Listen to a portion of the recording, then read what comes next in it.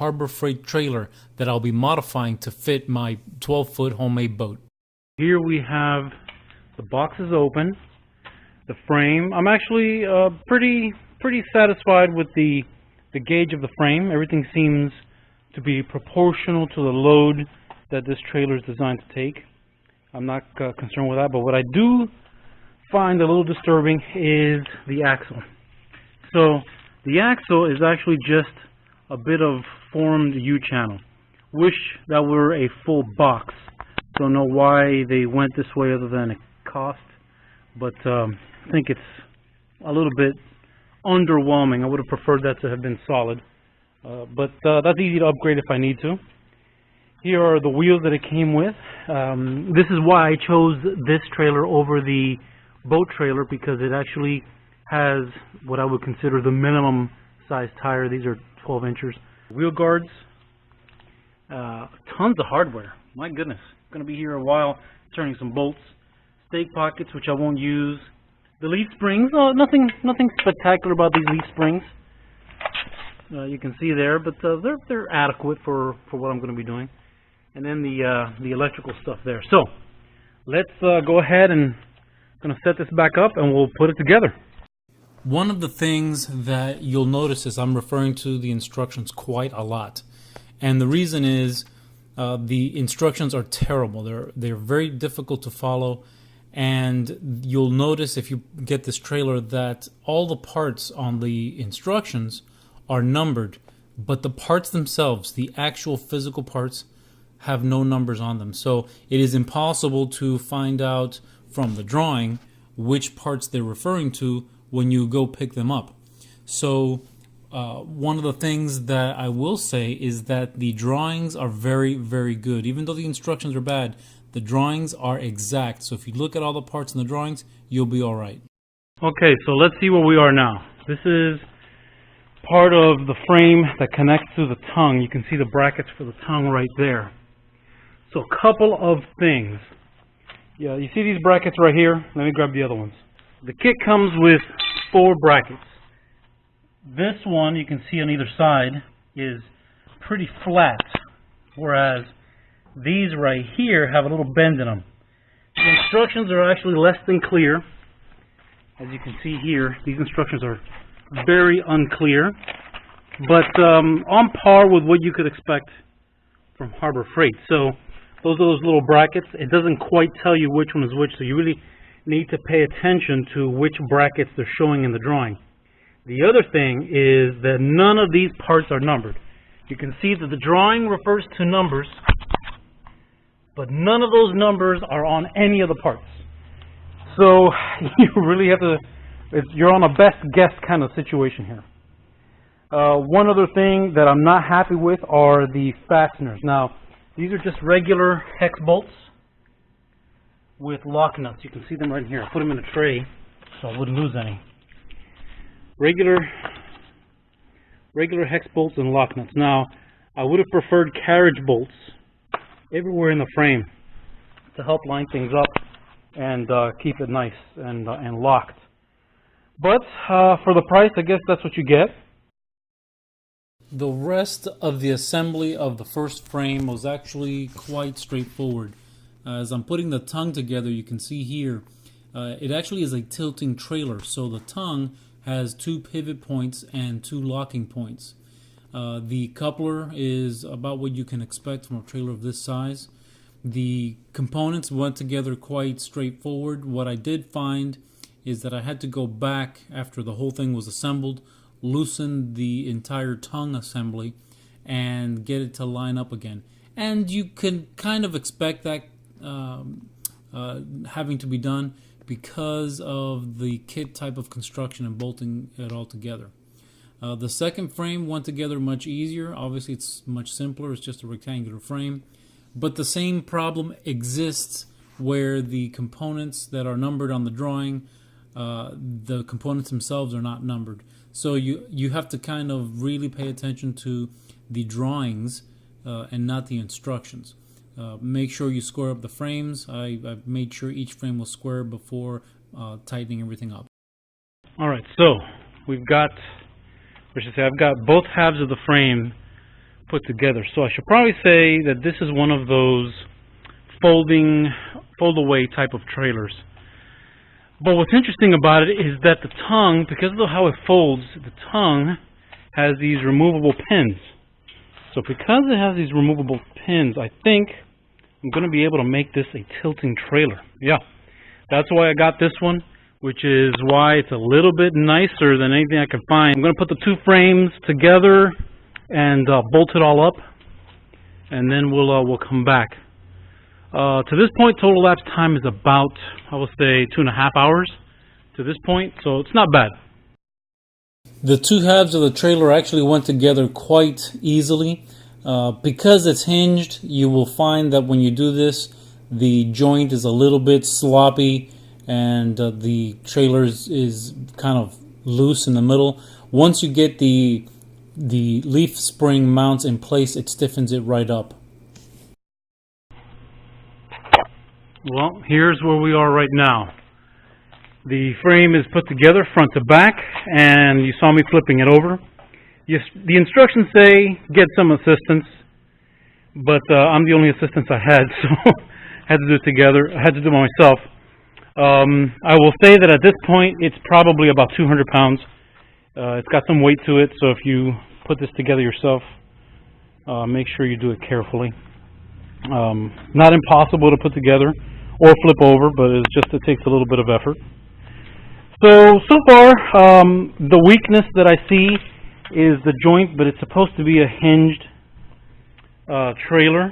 So that hinge, although I'll never use it, I can always replace that with a splice plate. I'm not going to worry about it until after I get it titled. I'm not going to make any modifications until after I title this trailer, and then I can worry about modifying it. So probably put a splice plate, tie the two halves together, and I still got to put the axle on now.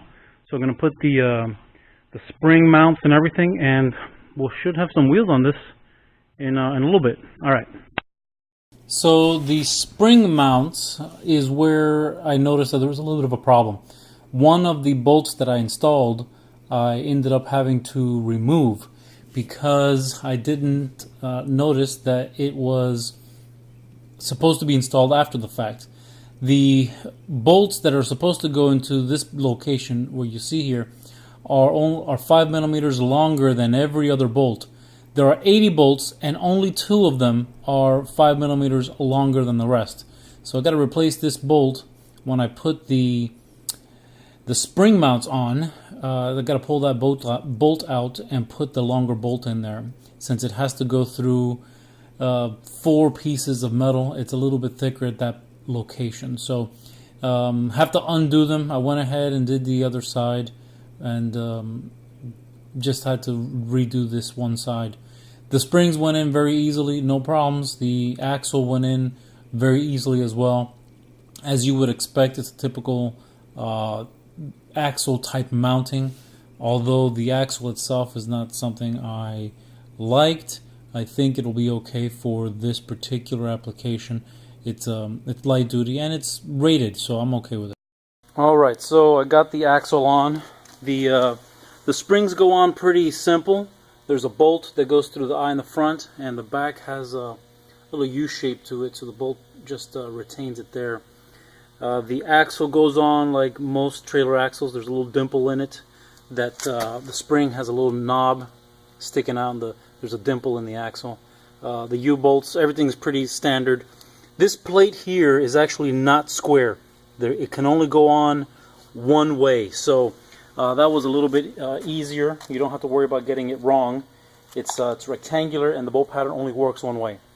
So there it is. The instructions call for going ahead and putting the wheels on. My concern is if I put the wheels on, I may not be able to flip this thing over, but I'm going to give it a try anyway. All right. Something that's a little unusual is they've got the hub already attached to the wheel, which I'm not sure why it got shipped this way. So I'm just going to pop off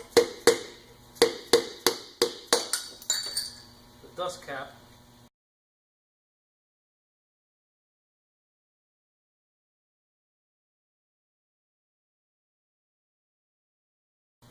Alright, that's on, but It's a hell of a mess. They've pre-greased everything, which is something I don't like. They should have shipped the hub separately, and you grease it because the mess you gotta deal with.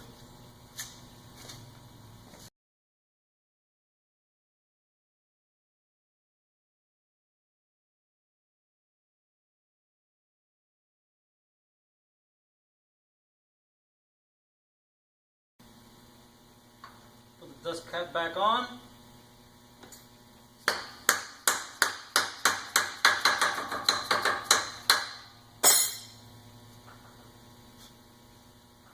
Now we do the other side. Okay, so the only thing I didn't put on were the fender brackets because the drawings want you to put the fender and fender brackets on first. So they're actually, the most visible part will be against the concrete. Didn't like that idea. So I got it this far, I'm going to flip it over. It says use assistance. I'm by myself. If it's a disaster, you're going to get to see a disaster because I'm going to do this now anyway.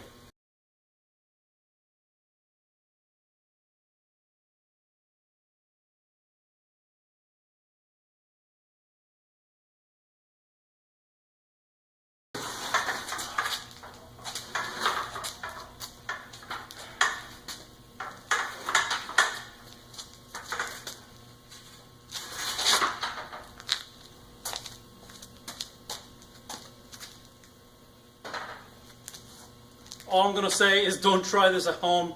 That was heavy and it was difficult. And I had a big old beam in my way. So don't try this at home. Get some help.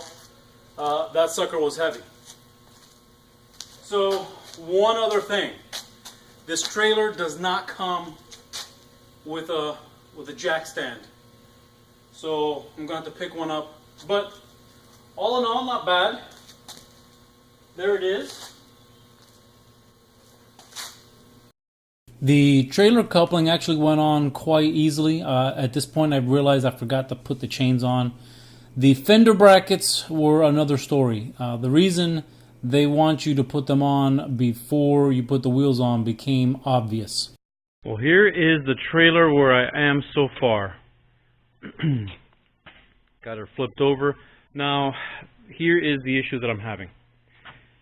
The reason they want you to put these fenders on first is obviously because of the tires. So I didn't have anything that I could use to tighten that with comfortably. So I went home and got my ratcheting wrench. So I'll be able to get in here and get that without a problem. So I'm going to assemble that this morning, put the fenders on. You can see the brackets back there, get the brackets on. Now, you see this bracket right here. Let me grab the other part. So this part right here gets this bracket. Now, I didn't put it on here because I don't like it. One, I don't like this. This goes on here like so. And that's where the casters, this came with casters. You can see there, to put on there. So this is a folding trailer and it's designed obviously to fold up and put away, but honestly it's never going to get folded up and it's never going to get put away. So it's looking pretty good. I'm going to finish this up. So the fenders went on pretty quickly and easily now that I had my ratcheting wrench, so that made life a lot easier. The electrical was next and it went really easily. It was quite straightforward. The lights and the light brackets were simple enough. The wiring was very simple. Probably the easiest to understand instructions were for the wiring of the trailer. Now, trailer wiring is simple to begin with, but when you're reading the instructions of this manual, you will find that the electrical was probably the only thing that was clear. Alright guys, there you have it. I've run the wiring. I've got a few other little things to do that's not interesting to look at. I just got to splice the wires in. And it is ready to get to inspection and get it titled. So I'm looking forward to registering and get it titled. And then we will modify this for the boat. I've already got some parts. I think I'm going to put some rollers in between, get them at the right height, matching the boat, and then shore it up with bunks on the side and call it a day. So that might be for the next video, modifying the trailer for the boat. But for right now, there you have it. Let me show you some of the things that I did not use and why I didn't use them. So here are the parts I did not use. These are those brackets I told you about that hold the casters for when you fold up the trailer, which I'm never going to do. I'm not going to fold them up. These are the casters that it came with. They're actually not bad little casters. I will probably keep them and use them for something in the shop at home. These are the stake pockets. Obviously, it's going to be a boat trailer, so I'm not going to use the stake pockets. And then here are the leftover bolts. So what I'm going to do is I'm going to take these and put them in everywhere there's a hole. For example, right there where there is a framing member that ties together, so there'll be a little bit extra security between the front and back halves. You can see I've got some holes in there. I'm going to tie those together. So that's what I'm going to use the extra bolts for. I'm going to put them everywhere there's a hole that the plans did not call for. Now, I forgot. So it's not that I'm not going to use this. I am going to use the safety chain. I just forgot to put that in, and it goes over there through the same bolts that hold the coupling in place. But since I'm going to do some modifications, it's gonna be alright because I had to take it off. But I will put those chains on for the sake of getting it titled, and then I'll have to take it all apart for my modifications. Alright, so I still have to put on my safety chains, which is just a matter of taking out these two bolts in here and putting these through the bolts, so that's no big deal. That'll probably take 5 minutes. You don't need to see all that. So, here's the trailer, the things I like about it. It's, for the money, it's actually not that bad. I do like the economy of it. I like that it's a kit trailer that you can put it together yourself. Everything is painted. Now, if you notice, I had it sitting on the floor. It might have had a few scuffs on the floor, but don't worry about it. If you're looking for a pristinely painted trailer, this is not it. The parts in the box were banging against each other, and they all had scuffs down to bare metal. So I wouldn't be worried about scuffing it further. It's got scuffs in it already, so that shouldn't be a problem. It's actually quite lightweight. I do like that it's rated for about 1,200 pounds, 1,195 pounds with rated for evenly distributed load. I like that it tilts. All I would have to do is, in fact, let's go ahead and tilt it. I'm going to pull this pin on this side. Pull this pin. And there it is. It's a tilting trailer. So if I have any trouble with loading the boat, I can undo the pins, tilt it, and go about my business. Put it right back. Put my pins in.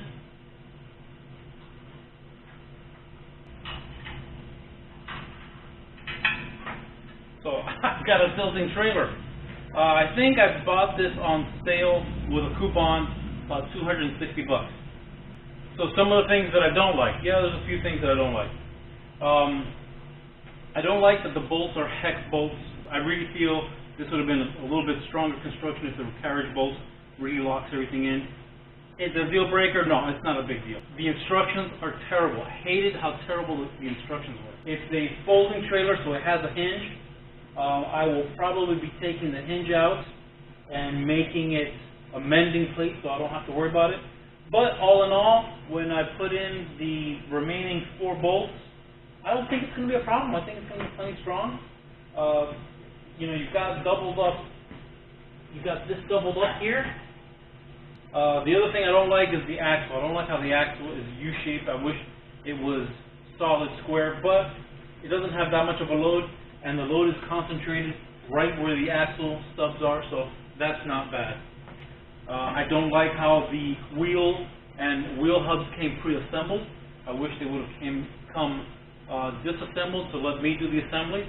That's how it came, so I'm not too thrilled about it, but it's not a bad deal. They did come pre-greased. Again, I want to grease it myself because it was a mess to deal with. All in all, am I happy with it? Yeah. Is this going to be a forever trailer? No, this is not a forever trailer.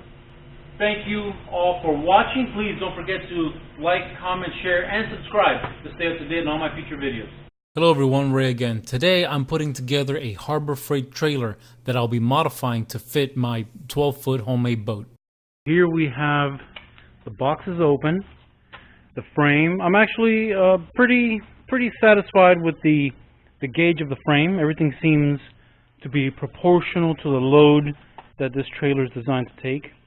I'm not concerned with that, but what I do find a little disturbing is the axle. So the axle is actually just a bit of formed U-channel. Wish that were a full box. Don't know why they went this way other than it cost, but I think it's a little bit underwhelming. I would have preferred that to have been solid, but that's easy to upgrade if I need to. Here are the wheels that it came with. This is why I chose this trailer over the boat trailer, because it actually has what I would consider the minimum size tire. These are 12 inches. Wheel guards, tons of hardware. My goodness, going to be here a while turning some bolts. Stake pockets, which I won't use. The leaf springs, nothing spectacular about these leaf springs. You can see there, but they're adequate for what I'm going to be doing. And then the electrical stuff there. So let's go ahead and going to set this back up and we'll put it together. One of the things that you'll notice is I'm referring to the instructions quite a lot, and the reason is the instructions are terrible. They're very difficult to follow, and you'll notice if you get this trailer that all the parts on the instructions are numbered, but the parts themselves, the actual physical parts, have no numbers on them. So it is impossible to find out from the drawing which parts they're referring to when you go pick them up. So